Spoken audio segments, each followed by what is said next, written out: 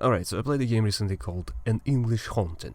Okay, this is exactly the kind of point and click I want. Story with mystery, plot twist, tragedy, yada yada yada. But it doesn't have an insane typical moon logic or obnoxious moments where a very specific sequence of events has to happen. Shiva. So I very much recommend this. What is it about? Patrick is a very respected professional. He works diligent hours in the university teaching young students about medicine and forensic pathology. Yet throughout the years he's never abandoned the idea of delving into the unknown, into the paranormal, into the haunted. And so one day a wealthy patron decides to contribute a sliver of their fortune toward the research. I don't know why I'm stumbling so much. Yet it turns out that the man whom Patrick trusted most took it all and ran. Word is on the run. Now the paranormal investigation faculty will be closed.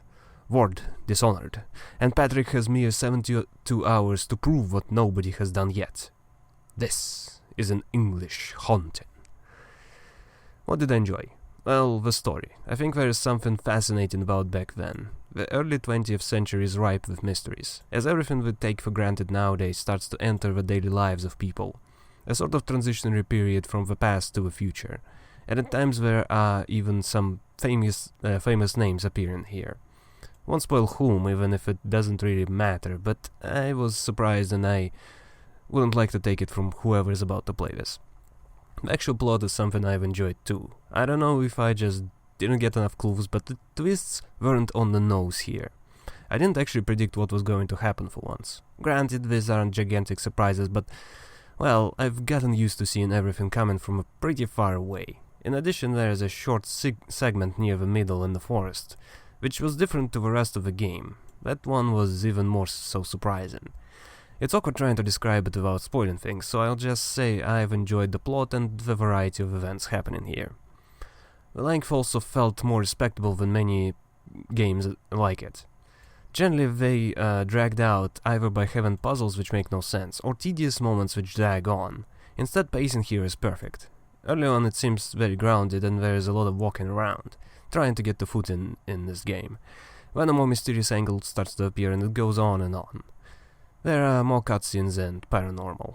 And the thing which I've enjoyed but might be weird to bring up is that the protagonist doesn't seem as much of a little asshole as a lot of point-and-click protagonists are. There's this trend that they always take everything not nailed down and break everything, lie to people, sabotage whatever they can, and granted it does happen, but a lot less than usual. And in fact, one of the pivotal moments, gathering of ectoplasm, results in something unpleasant. Spoilers, not gonna say more. So what did I dislike? I suppose the technical side of things. It's the first thing which comes to mind, but it's very minor, so I often play a game and either Alt-Tab or go AFK. Problem is that here the dialogue is very slow, but it does skip automatically. In addition, there is no option to actually pause any of it, so I had to sit through something when I needed to go away and keep rushing through moments which I might have wanted to enjoy for longer. It's especially apparent near the end, with cutscenes taking longer and longer. Also, the hitboxes for things were a bit awkward. Sometimes I've needed to move the screen a little bit, and instead the character interacted with whatever is near where I clicked. It didn't fail any puzzles, but dragged a few seconds unnecessarily. So yeah, I'm scraping the bottom of the barrel here. There's very little to complain about. I suppose I can say that certain moments in the story weren't addressed anywhere near as much as I have wanted. Again, that part in the forest is entirely forgotten after it happens, and I felt like it needed to be bigger. And there are a few others, but overall, yeah, this is real good. And I forgot, because again, it's about comparing to other point-and-clicks, and I did kinda mention it, so maybe new players won't really care about this. But I just have to praise this. The actual lack of moon logic is just insane. So many point-and-clicks have puzzles which make absolutely no sense whatsoever. This game is probably the first one where I didn't even consider using a walkthrough at any point. It made perfect sense to me. Just recently, as an example, I played Murder on Space Station 52.